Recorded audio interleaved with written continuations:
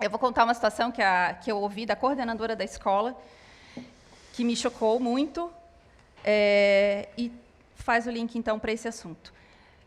Ela contou que um menino, isso aconteceu há uns 9 anos atrás, uma turma do 2º ano, é a idade do meu filho mais novo, 7 anos.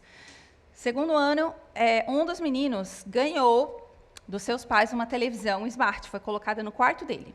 Então, ele tinha livre acesso à televisão, à internet, tudo. E aí ele chegou no outro dia na escola e falou para todos os amiguinhos dele assim, vocês precisam ir para casa e pesquisar a palavra SEXO. Ele tinha feito isso em casa e o que apareceu para ele foram vídeos de sexo animal. Foi o primeiro contato desse menino com essa idade, com esse assunto de sexualidade, foram vídeos de sexo animal. Ele tinha no quarto dele à vontade para assistir. Então, sabe-se lá quanto tempo ele ficou, o que ele viu. Mas aí ele chegou para os amigos da escola no outro dia, muitos tinham acesso, chegaram em casa, já pesquisaram, e alguns não. Daí foram falar para o pai ou para a mãe, pai, eu preciso pesquisar isso, que meu amigo falou que é muito legal. Aí chegou a notícia na escola, e a coordenadora falou, Vanessa, tu não tem ideia de quanto tempo a gente levou para tentar, né, administrar um pouco disso, reparar de certa forma, mas depois que viu, não tem mais. Não tem como desver. Não tem como. Isso gera um trauma tão grande em relação a tanta coisa, a tantos assuntos. Né? Então, nós precisamos cuidar com o que eles assistem, né? Saindo aqui do assunto tecnologia, entrando nesse assunto sexualidade. Né? Hoje, com essa exposição... Já passou? Pode passar uma linha. Aqui, com a exposição à tecnologia. Ah, tá. Com tanta exposição à tecnologia, né? De maneira totalmente livre. Vocês viram que os meninos de 2 anos de idade têm esse acesso livre. De 7 anos de idade no 2º ano. Né? Com essa exposição, então, a imoralidade ficou muito mais acessível. Então, há uma necessidade hoje desse assunto, sexualidade, ser abordado cada vez mais precocemente. Né? Isso, na minha época, era isso há 20 e poucos anos atrás, 30 anos atrás. Aos 13, 14 anos dava para conversar. 12. Né? Hoje... Muito antes disso. Muito antes disso. Nós precisamos estar atentos a isso. Né? Não existe uma idade padrão. Né? Isso é algo que vai ter que ser observado na sua casa, de acordo com os seus filhos, com a maturidade de cada um, com o ambiente onde eles estão inseridos, né? Na escola, especialmente, né? Até mesmo na igreja, de acordo com as amizades, ou na rua, onde eles brincam. Para, então, ficar atento e, quando se perceber que algo já está sendo falado ao redor dele, para que o pai ou a mãe entrem com essa conversa. E, então, ensinem desde o início, né? Porque aí, sim, o conceito vai ser construído da maneira certa, na cabecinha deles. Né? É muito mais fácil assim do que se eles vêm com um conceito todo distorcido, todo deturpado, que eles aprendem nas telas, ou na escola, ou na rua, e depois você tem que desconstruir tudo aquilo para, então, construir o que é certo. Né? Então, é muito importante que os pais sejam os primeiros a falar com seus filhos. Então, fique atento. Né? Como eu falei, isso vai de acordo com cada um. É cada vez mais cedo. Né? Não se escandalizem se vocês ouvirem que aos 6, 7 anos vai ter que conversar. Isso, às vezes, pode ser necessário. Né? Mas não se atrase. Não perca o ponto. Porque depois vai ser muito difícil tirar o que já foi colocado lá dentro e colocar da maneira correta. E quando você for falar, aproveite o tema sexualidade, fale com os termos corretos, né? Da maneira certa, mais sucinta possível, né? Mas de uma maneira também descontraída, para que não fique algo pesado, para que ele também se abra uma porta, um canal de comunicação, né? Para que ele possa vir também tirar dúvidas com vocês, isso é muito importante. E explique, então, os princípios bíblicos da família. Explique qual é o propósito de Deus com a família. Né? Ele criou macho, criou fêmea, criou homem, criou mulher, para que os dois se unam, se tornem uma só carne. Né? E então gerem filhos, e aí existe essa continuidade de família, tem um propósito muito específico da sexualidade. Né? Fale, traga, então, os ensinamentos da palavra, fale algo, se você achar que já cabe também isso ao longo do tempo, você vai tendo várias conversas, não é uma só, também sobre as imoralidades sexuais, o que é contrário à palavra, o que Deus não se agrada. Né? Mas traga sempre um conceito alinhado com a palavra, de que isso é uma bênção. de que isso é um presente, mas é um presente para os casados. É um presente para o papai e para a mamãe deles. Para aqueles que aguardaram, selaram a aliança diante de Deus e aí podem então desfrutar disso, né? Deus tem isso para eles num momento certo, mas eles precisam ouvir de vocês, pais, né? E da maneira correta, segundo o que Deus preparou para cada um de nós e para eles também. Bom, eu tive uma conversa com o Daniel sobre isso quando ele tinha quase 9 anos. Estava com 8 anos, ele estava pertinho de completar 9. Tinha até aquele seminário lá na igreja sobre temas polêmicos, lembra dos teens, que foi lá em Camboriú. Eu achei que ele queria participar, a gente queria que ele fosse, eu precisava falar com isso, né? Eu já estava sentindo assim que estava na necessidade. E aí eu falei, filho, o pai tem que ter uma conversa contigo sobre um tema, né, importante na vida do adulto, e eu sei que você deve estar ouvindo por aí isso aí, então o pai vai sentar com você. Eu levei ele lá na igreja, era um tempo nosso junto, né? Que a gente ia sair para comer um lanche, mas eu passei na igreja, sentei com ele lá, ele todo tenso, né? Sentou lá, e aí o pai falou, filho, o pai quer falar com você sobre a questão dos relacionamentos sexuais. Você já ouviu isso? Não, pai, não. Aí a linguagem corporal, os pés para dentro, a mão assim, né? Aí ele falou, filho, mas você nunca viu nada na aula, inclusive, já teve aula de ciência, né? Eu falei, tá, qual é o órgão reprodutor do homem? É o pênis, olhando para baixo. E da mulher, vagina. E os seus amigos não falam nada sobre isso?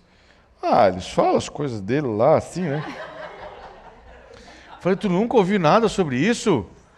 Eu falei, Eu falei assim, nunca deram nome lá para baixo, nos teus amigos nunca deram nome? Na minha época era jiboia, giba, jeba, trozoba. Daí ele começou a rir e falou, pinto! Aí abriu a porta para poder entrar no assunto.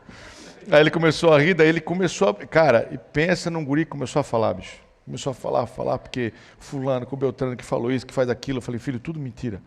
Aí ele disse, não, tudo mentira. O pai vai te explicar. Eu peguei desenhos, né, de anatomia, mostrei assim que acontece. Aproveitei e inseri a palavra no assunto, né? Olha, Deus fez o homem assim, Deus fez a mulher desse jeito. E o sonho dele é que a gente se unisse numa só carne. Por isso, quando você tem um relacionamento sexual, você se torna completamente um com a sua esposa. Você já é no espírito um, alma. E agora o corpo se torna um só. Você está vendo que perfeito? E é desse momento que nasce uma criança, onde a família e a espécie é perpetuada. Olha como Deus é perfeito. Fui falando sobre tudo isso, aí ele recebeu. Eu falei, pai, meus amigos não sabem nada. E aí a gente conseguiu, já cheguei atrasado, né? Já cheguei atrasado, porque já tinha ouvido muita coisa. Mas foi muito bom poder desfazer o que é errado e implantar o conceito certo, né? Daí ele falou assim, hoje eu já estou mais seguro de mim, né? Aí chegou em casa todo empolgado, saiu para comer lanche depois, ele falou de outras coisas. Chegou todo empolgado, contou uma vez, mãe, aprendi sobre isso com o pai. Eu não sabia que era desse jeito, é meio estranho, mas... Falei, filho, é lindo, Deus que fez. Mas você vai ver na hora certa, né? Mas foi importante ter falado, tem que falar. A gente precisa ensinar aos nossos filhos o que é certo, inclusive nesses temas polêmicos, né? Então, queridos, para a gente encerrar o último assunto, a respeito do futuro, né? O que podemos profetizar, o que esperar, nós que criamos nossos filhos no Senhor, né? A Bíblia diz, no Salmo 127, os filhos são herança do Senhor, uma recompensa que Ele dá. Como flecha nas mãos do guerreiro, são os filhos nascidos na juventude. Muito bem. Os filhos são bênçãos de Deus. Eles não são fardo. É um privilégio criar um filho para Deus. Eles são um tesouro, uma herança dada pelo Pai. Então, os nossos filhos, eles são presentes de Deus. Eles não são fardos que Deus nos coloca para piorar a sua vida. Pelo contrário, são tesouros, heranças que o Senhor nos permite cuidar para que a gente possa crescer também como indivíduo e no propósito do Senhor. Eu vejo que como pai, para mim, foi muito importante porque eu cresci muito na minha revelação da palavra, no relacionamento com o Pai Celestial. Aprendi muita coisa com os meus filhos e exercendo a paternidade. E os nossos filhos, diz a Bíblia, são como flechas, né, nesse texto que a gente leu. Eles precisam, assim como as flechas, você já viu flecha antiga, que era de madeira? ela é uma flecha que ela é preparada, né? Você pega um pedacinho de madeira, aí você vai lapidando aquilo, vai tirando as lascas, vai fazendo uma superfície melhor, depois você lapida, ela fica redonda, bota a ponta na frente, que pode ser uma pedra lascada, polida, pode ser algo de ferro, e no final ele coloca uma pena, alguma outra coisa que possa fazer a aerodinâmica dessa flecha. Essa flecha ela é preparada para que no tempo certo, essa flecha pronta vá para a aljava do guerreiro, que é aquele porta-flechas que ele fica nas costas, e no tempo certo essa flecha então é lançada. Então essas flechas precisam ser preparadas, lapidadas, afiadas, polidas, e no tempo certo elas vão ser lançadas.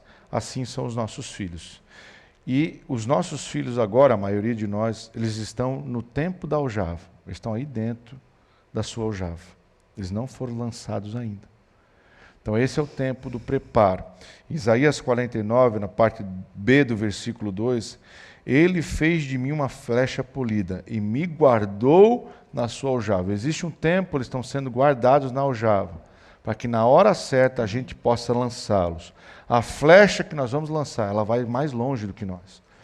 O nosso sonho e o sonho de Deus é que a geração que venha depois, ela seja mais poderosa que a anterior. E nós temos profetizado toda vez que nós temos culto lá no domingo nem sei, as crianças vão para frente, elas vão para frente antes da aulinha. Nós oramos e profetizamos que o teto da nossa geração será o chão da geração dela. Amém. Eles vão mais longe, eles vão mais altos, né? E cabe a nós, como esses que lapidam a flecha, saber prepará-las, guardá-las na aljava, para que no tempo certo elas sejam lançadas então e atinjam o alvo pela qual o Senhor vai dar a direção.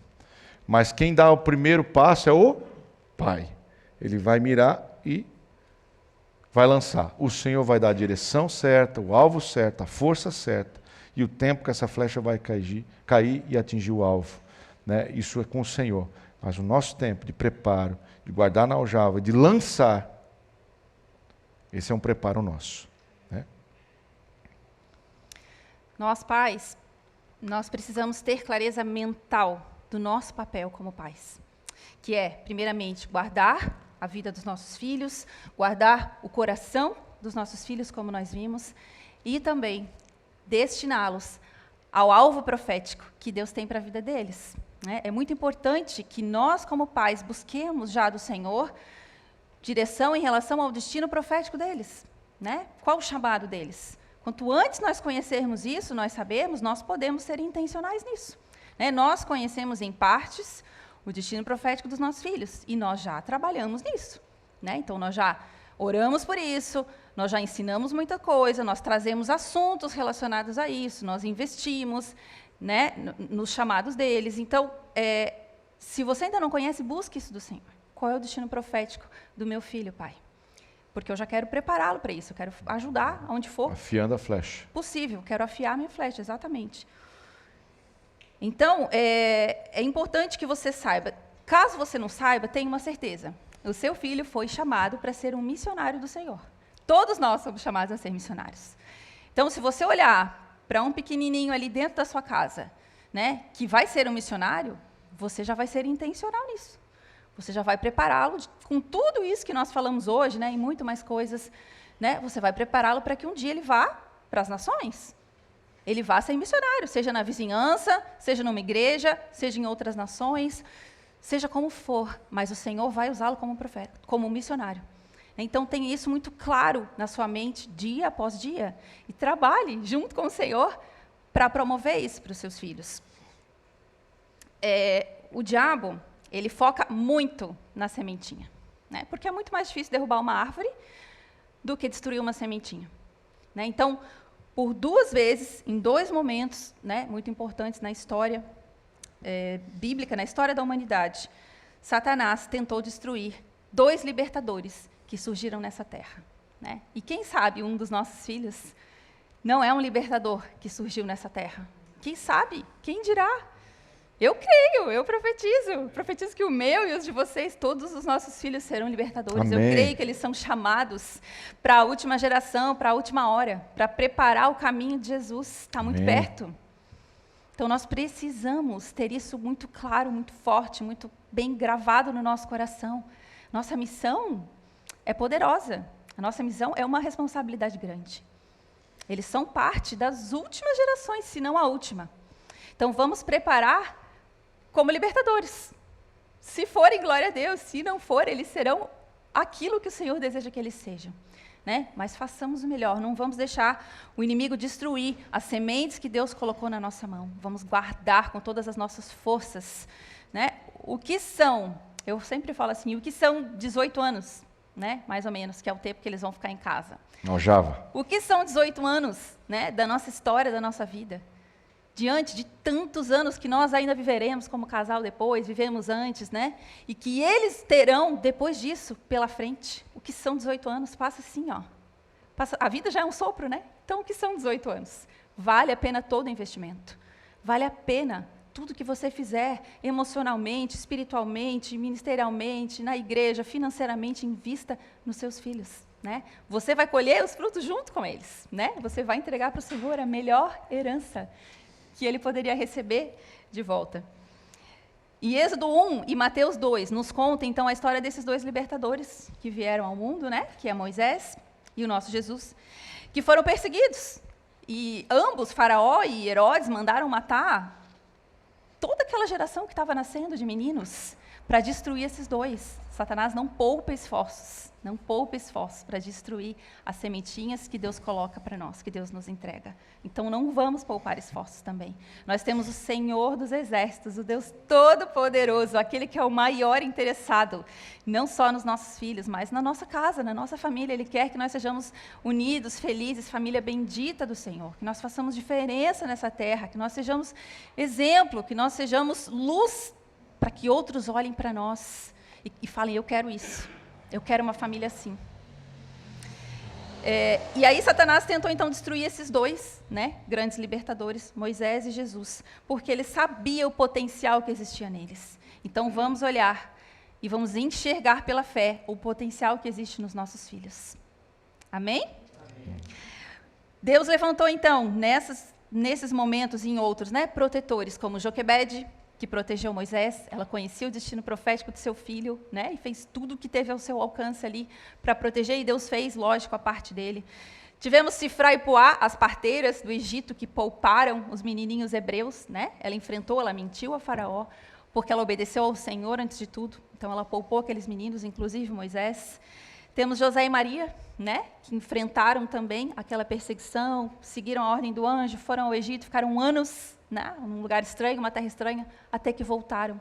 Então, o que nós faremos como protetores dessas sementes? Como protetores desses futuros libertadores ou missionários? Aquilo que o Senhor tem para cada um deles. E aí o Senhor nos traz uma palavra, um versículo lindo, que é algo que também traz muito ânimo, muita esperança, um texto extremamente necessário para a gente ter gravado no coração, nesse tempo de criação de filhos, nas horas difíceis especialmente, que é Gálatas 6:9, que nos diz, não se canse de fazer o bem, pois vai colher no tempo certo. Então, não se canse, mesmo que demore, mesmo que pareça que não está dando resultado nenhum, mesmo que você olhe e diga, meu Deus, está fazendo tudo ao contrário do que nós estamos ensinando. Nós vamos colher. Essa certeza nós temos. As sementes são do Senhor. Nós estamos plantando em solo fértil. Nós estamos na presença. O Senhor vai fazer dar certo. Vai valer a pena todo esse esforço. E aí eu finalizo aqui a minha parte com uma história de um menino que parecia que não daria certo. Porque até os 16 anos, mesmo com os pais cristãos, família cristã, ele não queria nada com Jesus. A sua mãe, arduamente e incansavelmente, falava da palavra dentro de casa. Né? Falava todos os dias, a Bíblia diz isso, filhos, a Bíblia diz aquilo, filhos, a Bíblia fala tal coisa, a Bíblia diz, a Bíblia diz, a Bíblia diz. E ele não queria Jesus. Não queria essa vida com Jesus. Até que aos 16 anos, ou seja, olhando para a minha vida, é como se até hoje, né, o Daniel não tivesse muito aí para a igreja, não tivesse muito aí para Jesus. E isso vai até os 16 anos. Então, imagine você vivendo isso. Difícil, duro, né? Duro. Aos 16 anos, toda essa sementinha, toda essa rega, todo esse cuidado com essa plantação que ela vinha fazendo, germinou. Ele foi numa conferência que teve lá onde ele morava, convidado por um amigo que também tentava evangelizar ele. E lá, o Senhor Jesus entrou no coração. Ele primeiro aceitou o convite porque o amigo deixou ele dirigir o caminhonete. O caminhão que ele queria. O caminhão que ele queria. Isso. Aí ele foi numa reunião, foram 3, 4 dias, ele entregou completamente a vida a Jesus. E dos 16 anos até os seus 80, quantos ele viveu? 99. 99. Ele morreu recentemente. E nas suas ministrações, ele sempre começava, e a Bíblia diz tal coisa. O que ele aprendeu com a mãe dele. E esse homem é Billy Graham, o grande evangelista do século, aquele que ganhou centenas de milhares de almas. Até os 16 não queria nada com Jesus. Então não vamos desistir.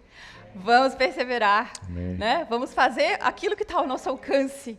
Vamos para o Senhor especialmente. Está difícil? Choramos com Deus. Mas Ele está fazendo. A obra está acontecendo. E a gente quer encerrar, queridos, com o último texto que eu quero até profetizar sobre nossas vidas, né? Isaías 54:13. Todos os seus filhos serão ensinados pelo Senhor. E grande será a paz das suas crianças. Amém. Quero profetizar isso sobre você e sobre nós também. Os nossos filhos serão ensinados pelo Senhor, porque eles serão portadores do Espírito Santo.